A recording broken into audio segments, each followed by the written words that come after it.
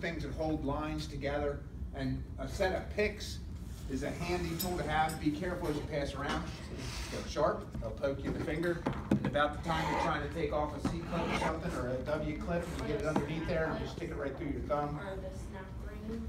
Sure, yeah. Once you get a snap ring, lift it off to get it out. So, handy to have a set of pick tools. This is not an automotive tool. This is just something that'll make your life miserable. Because whatever you put this on, if it's even slightly tight, you're going to damage it.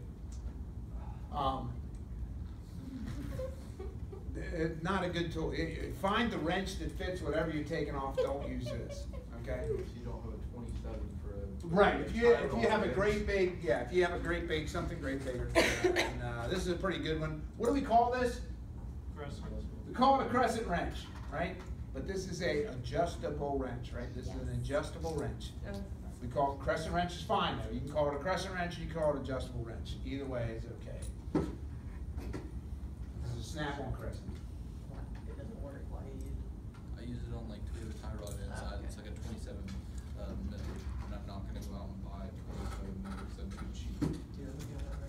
The bigger ones are better. It's when you start getting to the smaller ones that they really have Well, I only have one. I have the the rest of them. adjusting ring will start messing up everything. But I have like a big, one of those big heavy duty ones for the big projects. For the For the adjustable call ring. crescent. Yeah, that sucker's like big. It's obnoxious. And like for tie rods, at least the old ones, That's all I use. I use a pipe wrench. Yeah. A pipe wrench works, and that's not an approved automotive tool, but I can tell you that a pipe wrench works fantastic on One tie of rod. the older techs has one of those in our shop. Especially they're good for like solid axle front ends where you need Yeah. something. If you got the tie rod adjuster sleeve, if you got the adjuster sleeve on there, they work great on the adjuster sleeve. You notice this says made in Sweden? Is it? Yeah. I did not know. Right, it says, yeah, they used to call the pipe wrench, and the old pros used to call them monkey wrenches. Monkey wrench, right? Yeah.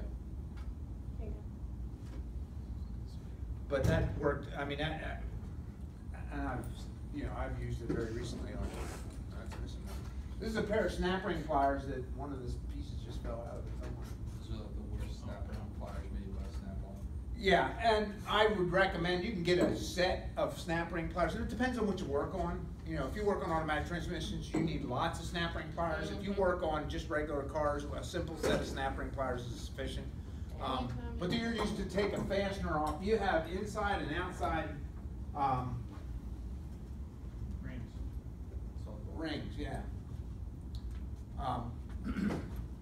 And when they go into fasteners, I think they talked about this a little bit, but you can have a snap ring that has a hole on the outside, and this might go, to hold the, you have one piece that's held in place like a gear on a shaft, maybe held by that snap ring. Yeah, wheel bearing, something like that. And you take it and you grab it like this and expand it, and you can pull that snap ring off. Well, you also have them where this is inside.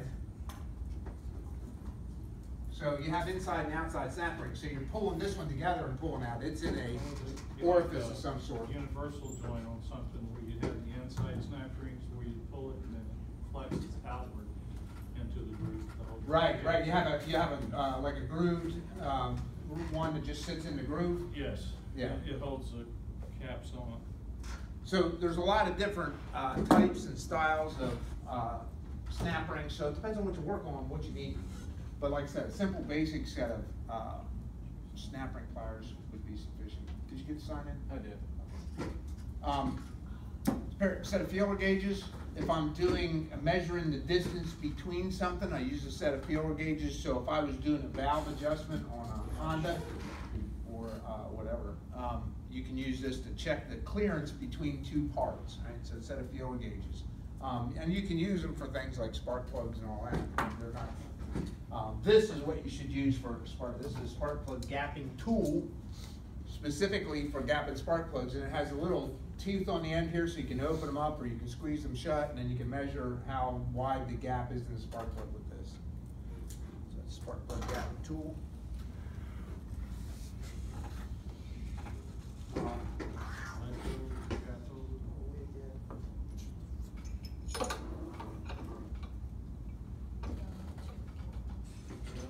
And there's a couple of different ones in here. This is the other style. I have somebody in the middle. We got a couple different punches here. Chisel and 2 punches. This is called a drift punch. It has a straight shaft on it. This is for driving out roll pins. If I have 2 shafts that mount together, I may have a shaft inside a shaft. Let's say, for example, in the steering column, I may have a shaft, and then around the outside edge of that is another shaft, so that this can, in the event of an accident or whatever, collapse.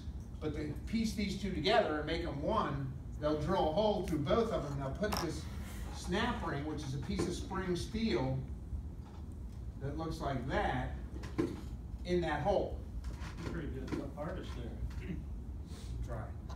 So you, in order to get that out, you take this punch and you stick it on the end there and you tap it out, and then it pushes that spring steel pin out of that. So this is a drift punch used for removing roll pins. You can't pry stuff around with that. That's only for that. If this had a very pointy tip on it, this would be called a center punch. And that's used for marking where you're going to drill. So let's say, for example, I've got a brand new Mercedes, and the customer ordered a spoiler on the back of it. Well, I get my drill out, I mark the template, I got the spoiler there. What I don't want to do is take my drill, go to drill into the hood or the trunk of the car, and take off and go across and make a big arc across the trunk. Yeah, almost. So what you want to do is take your center punch, put it on there, tap it with a hammer. What it does is it puts a divot, and that divot allows the drill bit to stay right in that spot and drill a hole right where you marked it. Okay, so that is a center punch, and that's what a center punch is for. So if you're ever drilling on brand new cars, that's what you want to use. You want to use a center, really, whatever you're drilling on. This one, however, is called a drift punch. Now, this one, however, is called an aligning punch. It's passed around the drift punch. This is an aligning punch. What do we use these for? If I'm trying to, a lot of times you'll get, let's say, for example, and the most common that I run into, when you're doing a front-wheel drive car, like, for example, I'm removing a transmission from a front-wheel drive car. Most of them, it's easier to drop the cradle, the frame, the subframe assembly with the engine and the transmission on it. Then take the clutch part, put it back together, whatever you're doing, put it back in. Well, once you get it up there, you need to align the holes in the subframe with the holes in the body. So you stick this up there and wiggle around, then stick the bolt into the next one, then put the bolt in this one. So you use this for alignment. So you put it into where there's 2 pieces that go together that both have a hole in it and line it up. Now usually if you're doing a subframe, it's a bigger one, but you use this for the same thing. If I was aligning a fender bolt, I could use this to line it up. If I was, a transmission bolt or something like that, I can use this to line it up. So this is an aligning punch. That's what it's for, and it's sturdy. You can give a lot of force on the side of this, and you're not going to bend this one. If you do that with the drift punch, this will bend right away. This has no resistance to bending whatsoever. So if you stick this in and try to align something, this is going to bend, and it'll stay misaligned, but you have a bent tool. So you don't want to do that.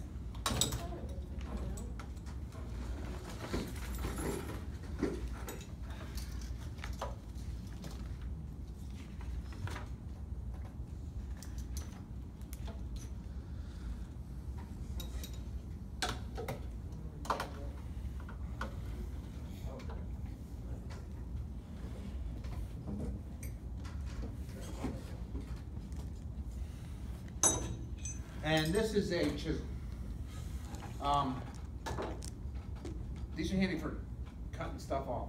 Let's say, for example, I had a careless coworker who used this to remove a bolt, and he made just a round head of mush metal, and I got to get the part off. I may take this, cut that head of that bolt off so I can get the part off and then drill that bolt out. But you use this for cutting stuff off. A lot of times things get rusted, like exhaust systems, that kind of stuff. You might need to cut it off with a chisel. They make a pneumatic chisel, an air chisel, which is a whole lot easier to work, but or easier on you to cut something off. But and set chisels is handy to have in your toolbox. You want to make sure that this end, when you hammer on these, they'll mushroom out. You want to keep those clean. Just take on a grinder and grind off any mushroom that occurs on the end of that chisel. That's a chisel, cold chisel.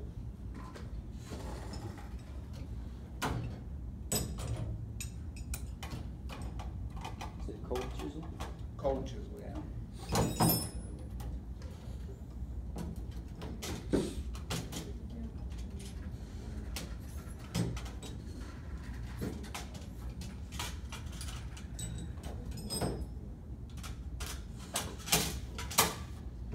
This is a Torx bit.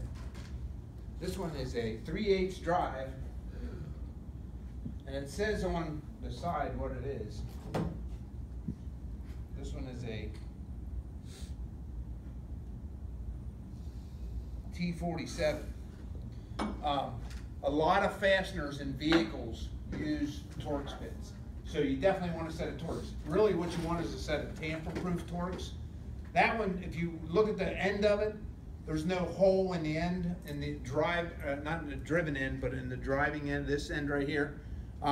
That's flat across there. And tamper-proof, that has a hole drilled into it because the tamper-proof Torx bit, or Torx fasteners, have a pin that sticks out.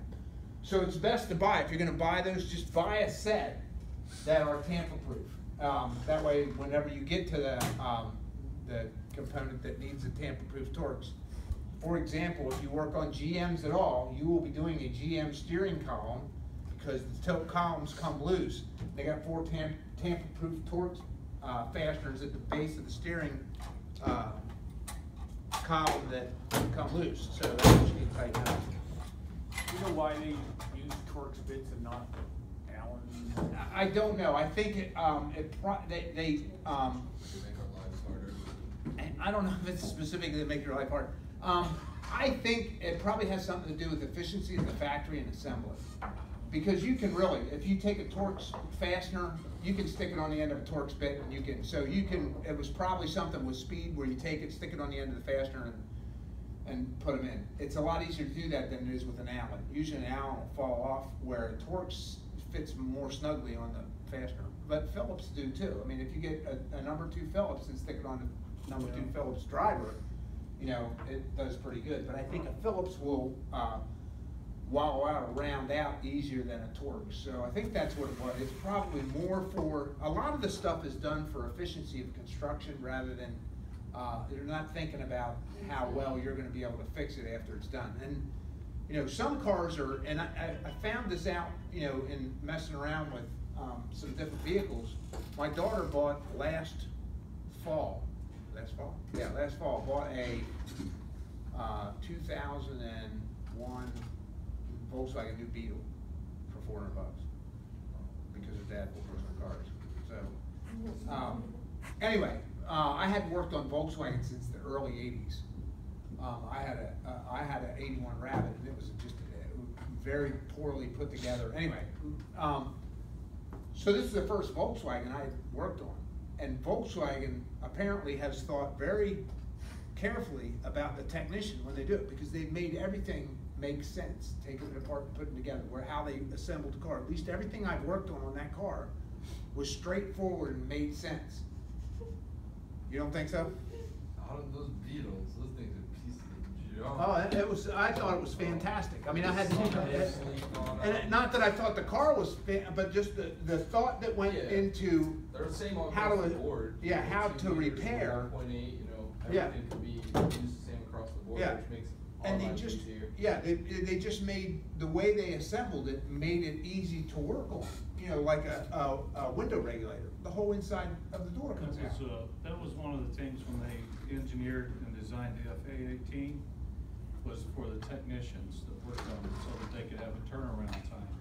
The F-14s, for every hour it flowed, it was 100 man-hours to maintain it. Yeah, see, and there are a lot of companies that they're not considered, you know, I can, to give you an example, Ford. Ford does not, or at least they haven't in the past, and thought about how a technician is gonna be working on that car. I had a, Still don't. The trucks. yeah, I had a, was working on a Escort wagon with a 1.9. In order to get, the timing belt takes you about 10 minutes to do, once you get to it. But in order to get to it, it has a bracket on the side of the engine, and that bracket, just enough, like an inch and a half, covers the timing cover. But in order to get that bracket off, you have to remove everything that's on the bracket. So the alternator, the power steering pump, the AC compressor, all that stuff has to come off so you can get to the bolts that hold the bracket on. So it takes you 2 hours to get to the bracket, and then once you get in there, it takes you 15 minutes to put the timing belt on. So some manufacturers just don't think at all about the technician. Other ones, like, think about the technician. It really makes a difference in, when you're repairing. I don't know how to go on that side.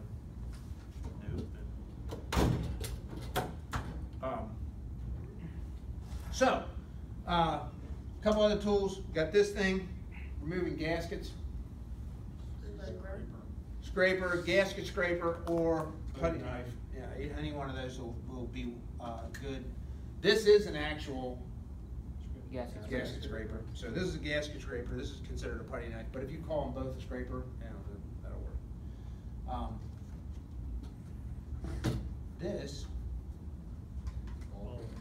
This is a ball peen hammer. That is correct. This is a ball peen hammer. This is the peen side of the ball peen hammer. This is used in automotive. If it has a piece that comes off like this, has 2 ends on it, that's not an automotive tool. That's a carpentry tool. Right? Claw hammers are not supposed to be in your toolbox. Might get a nail Unless in you your got wood tire. projects. What? You might get a nail in your tire. You could, then you can pull it. That's good. You got a good point. So you may have it in there for that purpose. You may have a claw hammer in there. But ball peen hammer is what we use. The bigger the vehicle, the bigger the hammer. If you're trying to take, you'll use this, think, well, what am I using a ball peen hammer for? If you're doing suspension work, anything that has a tapered fit, if you look at things like tie rod ends, a tie rod end where it fits into, we'll say this is the spindle, and we're going to cover some of this stuff when we'll go out in the shop and we'll look at components, we'll look at what's a spindle, what's a steering knuckle. So I have a piece of metal, a piece of cast iron with a tapered hole in it, and then I've got this piece that goes down inside it with a taper fit, and it has a threaded section on the end of it. But this would be what our tie rod end looked like. Well, when you put that together and you bolt it, these kind of seize together.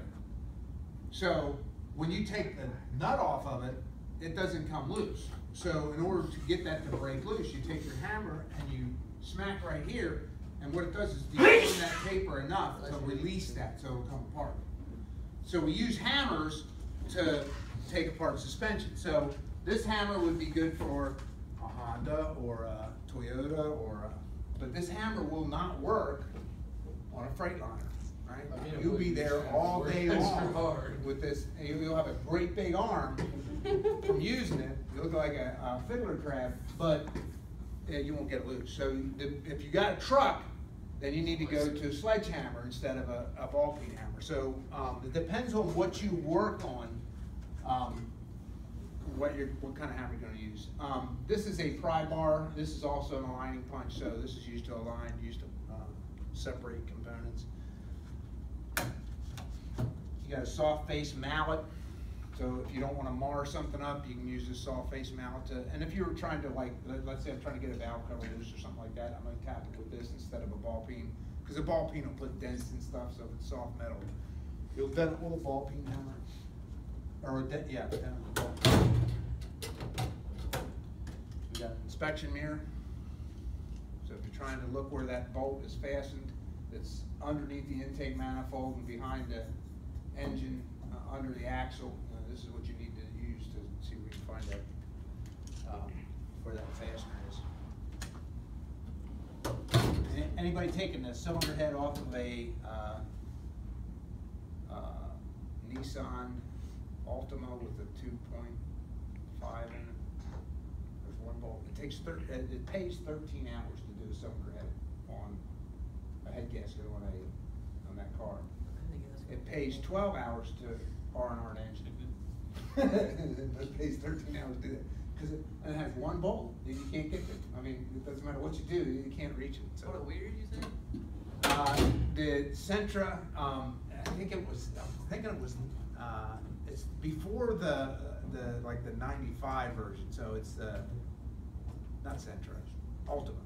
Oh, Ultima was I was it, gonna say, I did one a couple weeks ago, like, I don't know. Yeah, no, I think it was all, like the, I think it's 2.5, I have to look at the engine, I don't remember now. But anyway, it has one impossible bolt to get to. It's just like, you can get like a Ultima. 1 degree turn every, so you stand there till your hand sounds like cramps up. That's where you have that modified wrench in the toolbox. Oh, good point. Sometimes what you need to do, you will have a wrench that just won't work for what you need to do. What? That's where your Harbor Freight wrench is coming. Your Harbor Freight wrench or your Craftsman wrench and your torch come in handy to make the wrench that you need. And really, I had a wrench when I worked on, and I don't remember what, it's really bad because I can't remember what size it was, but it's the old GM diesels that had mechanical injector pump. And the injector pump sit right between the two heads. Had 3 9/16 bolts on it, and the bottom 9/16 bolt you couldn't get to with anything. So I took a torch and I heated it and bent it, and I had to file this thinner, and I did a bunch of. Anyway, I got this wrench and it was perfect. You could take off, and people would borrow when I worked at the garage. People would borrow the wrench all the time to do injector pumps, and then one of the guys comes up with a Snap-on catalog.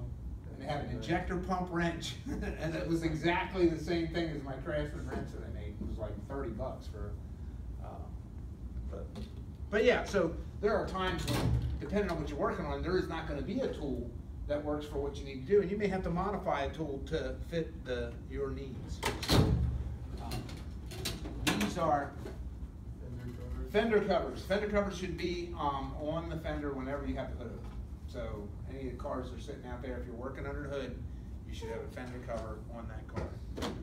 Like I said, the customer, if you fix the car, you do a great job fixing the car, but you leave a greasy handprint on their fender, the greasy handprint is going to be what's most important. Yeah. Yeah, so just be careful when you're putting that. All right, go ahead and if you want to take like a 10-minute break and come back and head into the shop. And